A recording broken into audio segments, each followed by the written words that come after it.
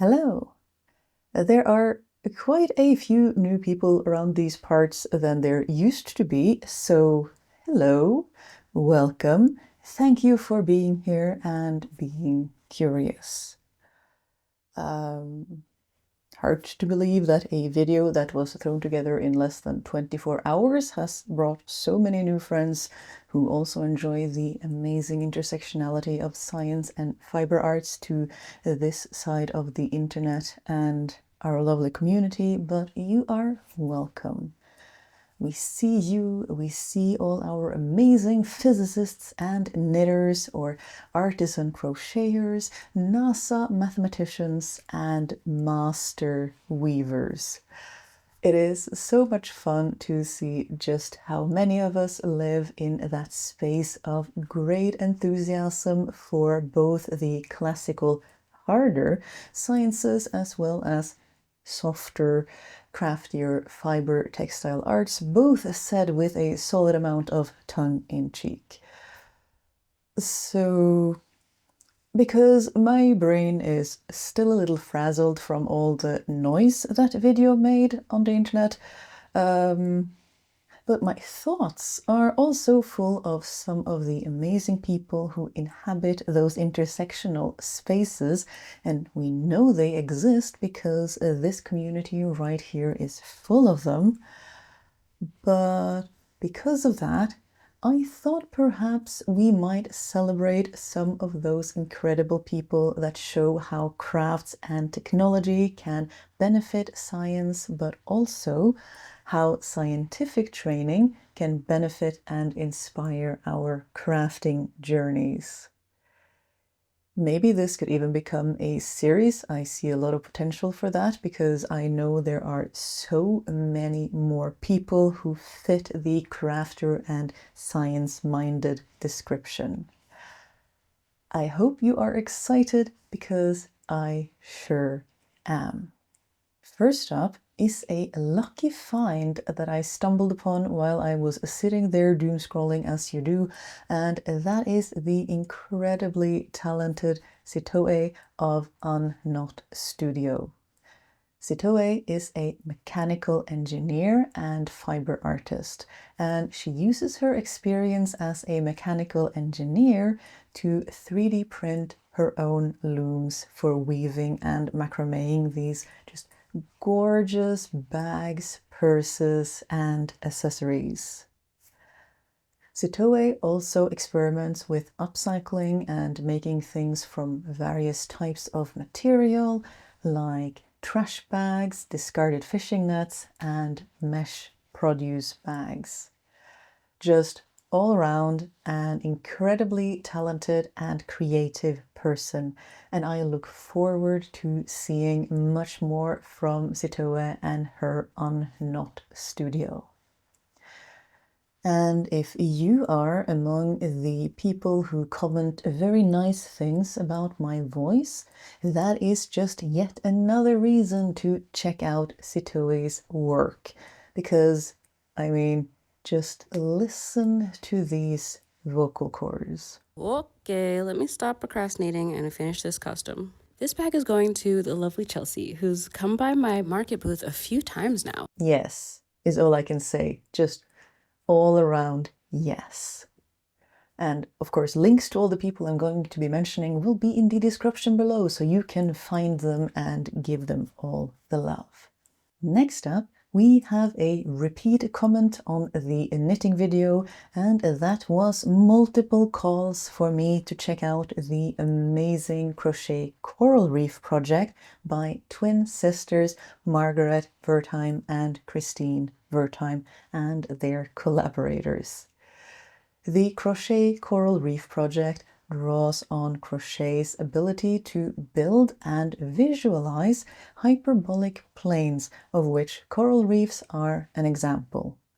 This work was first started by mathematician Dr. Daina Taimina, and Margaret and Kristine build on this further by building these, as I've mentioned already, I said, just gorgeous and enormous coral reef-like structures from yarn in just these absolutely amazing shapes, colors, and sizes.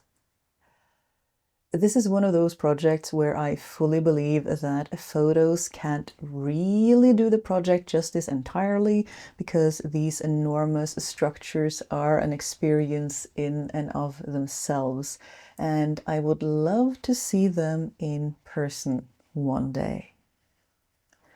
It should come as no surprise that this amazing installation and enormous body of work is forwarding causes of climate change, ocean acidification, coral bleaching, feminism, and community practice.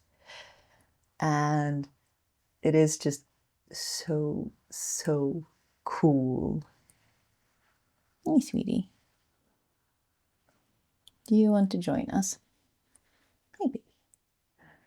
Lola S. Cody is next on our amazing people appreciation list. And I got to see her work because a community member shared a video in our Discord community. So if you want to join a friendly community focused on fiber arts, science, queerness, and just general geeky tomfoolery, perhaps go check it out. Anyway, Lola is a Navajo master weaver, and she weaves these absolutely stunning and enormous rugs. Where does the science and technology part of it come in, you may ask? Although we have talked about this before, how spinning, weaving, and textile arts are absolutely human technologies, without which we would not be where we are today. But aside from that, get this. Lola spent 10 years selectively breeding churro sheep to get the colors of wool that she wanted for her rugs. So this is all the natural wool colors of her sheep. This one, which won Best of Classification Textiles ribbon at the 2025 Santa Fe Indian Market, took her 2 years to weave.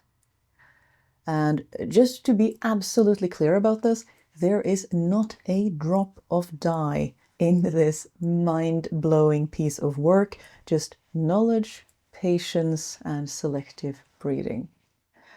It's hard to even fathom what a mountain of work this is. I will even use the word awe-inspiring in this case, and mean it in the fullest sense of the word. Look at it.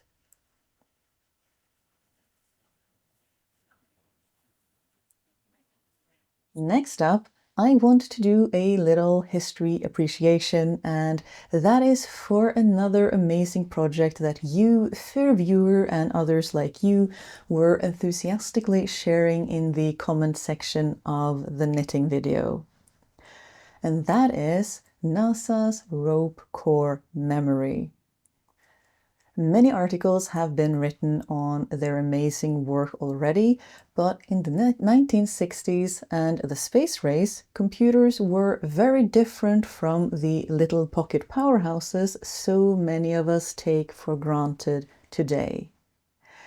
In those early days, women with amazing dexterity and accuracy were quite literally hand-weaving thin copper wire through small metal hoops to create the physical distinctions between the ones and zeros in the computer code that took humans to the moon.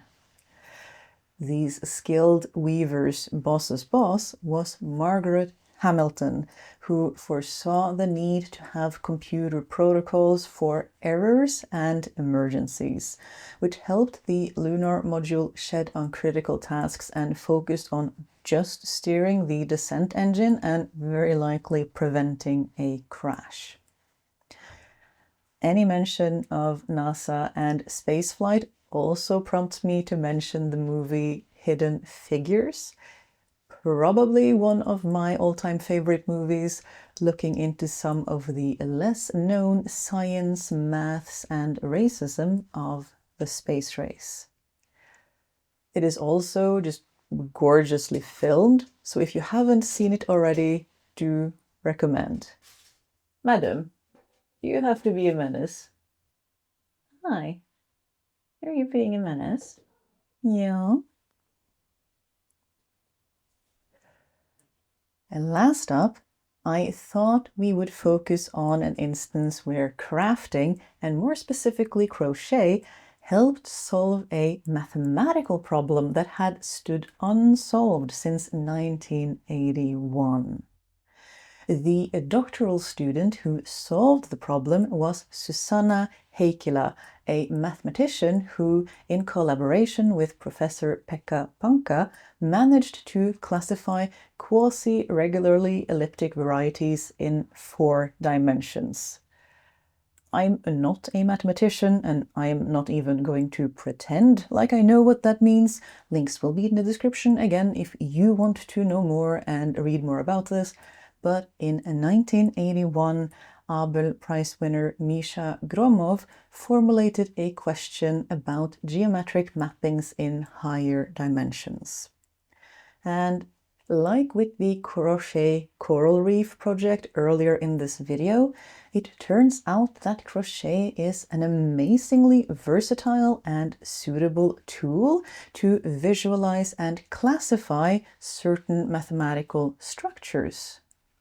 Crochet helped them visualize the structures, and they found that these quasi-regular elliptic varieties also meet specific algebraic conditions. And it was this connection that allowed Heikkilä and Panka to fully classify them. Textile arts not only inspiring science to develop new models, but being integral in solving decades-old problems. Need I say more? Honorable mentions right here towards the end goes to Making Mathematics with Needlework, a collection of 10 papers and 10 crafty projects collated into a book to both teach and inspire. Also, psychiatrist Dr. Karen Norberg, who spent 9 months knitting an anatomically correct replica of the human brain, and also, because there's so many examples, all these stunning Shetland lace knitting diagrams found within just a handful of minutes of internet browsing, just to remind us of how incredibly technical and nuanced fiber arts can be. Because we weren't satisfied with the amazing protection from the elements textiles can give us, we wanted them to be beautiful as well. Thank you so much for watching this little, really just me fangirling all over cool people doing cool things. I had so much fun working on this video, so to round us off, what are some of your favorite intersections between sciences and fiber arts? Thank you, as always, to our amazing community and our incredible Patreon supporters. I truly could not still be doing this without your support. May all our crafty scientists and crafty sciencey-focused people in general get all the recognition they so absolutely deserve. Bye.